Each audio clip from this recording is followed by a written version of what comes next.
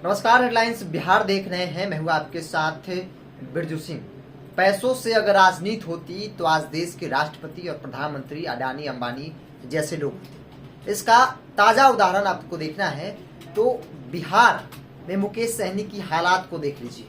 मुकेश सहनी बिन पानी वाले मछली हो गए हैं जो छटपटा रहे हैं, क्योंकि बीते दिन उनके जो बाकी 3 विधायक थे उन्होंने बीजेपी का साथ चले गए, क्योंकि उनका बैकग्राउंड भी बीजेपी से ही है। 3 विधायक मुकेश सहनी की पार्टी उनके सिंबल पर चुनाव लड़ा था, तीनों विधायक चले गए। मुकेश सहनी की राजनीति में एंट्री जो है वो पैसों की बदौलत 2015 में हुई थी। हालांकि 15 से 20 या तब से जब से उन्होंने राजनीति की थी तब से लेकर अब तक एक भी चुनाव मुकेश सहनी नहीं जीत पाए।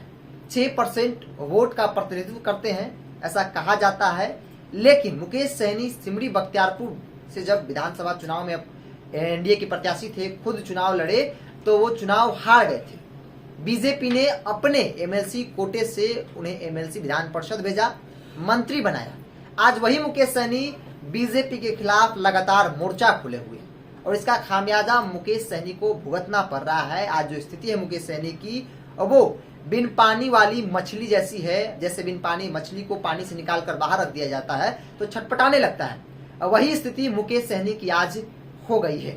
हम आपको मुकेश सहनी के बारे में बताएंगे कि आखिर कौन है मुकेश सहनी, क्या बैकग्राउंड है। गरीबों की बात करते हैं, 30 रुपए प्रतिदिन कमाने वाले मुकेश सहनी की आज हैसियत जो है वो क्या है। गरीबों के नेता बताने वाले मुकेश सहनी आखिर कौन है।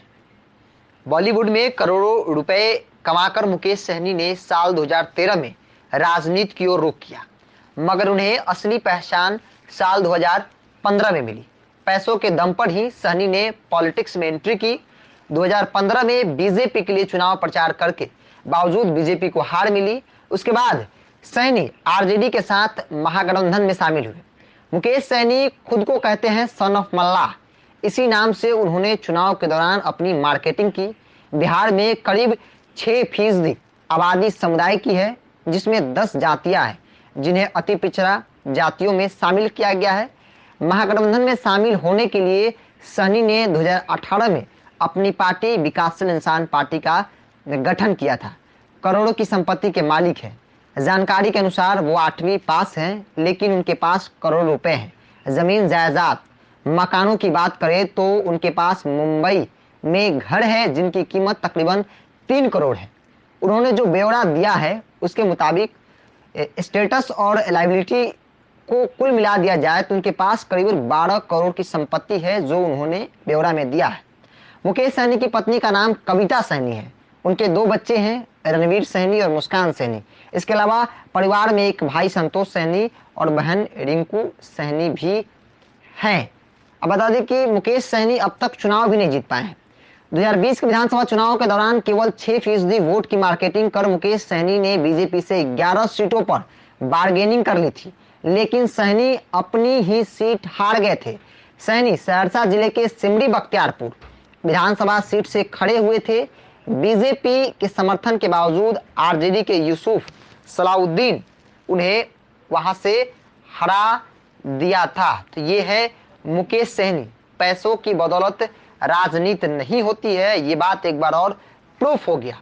मुकेश सहनी इन दिनों उत्तर प्रदेश चुनाव की बात कर लिया तो लगातार योगी और मोदी के खिलाफ मोर्चा खोले हुए थे। उपचुनाव बिहार में बोचहा सीट पर हो रही है, जो कि बीजेपी ने मुकेश सहनी को यानी कि वीआईपी को दी थी, और माननीय सदस्य के निधन के बाद उपचुनाव हो रहे हैं जहां पे बीजेपी ने अपने उम्मीदवार उतारे हैं। बीजेपी का कहना है कि वो सीट हमारी थी, हमसे जो बातचीत हुई थी कि बेशक वो वीआईपी को चली गई, लेकिन उससे बेबी कुमार जो बीजेपी के सिटिंग एमएलए हैं उन्हें दिया जाना था, लेकिन मुकेश सहनी ने ऐसा नहीं किया। पैसे लेकर मुसाफिर पासवान को इन्होंने टिकट दे दिया।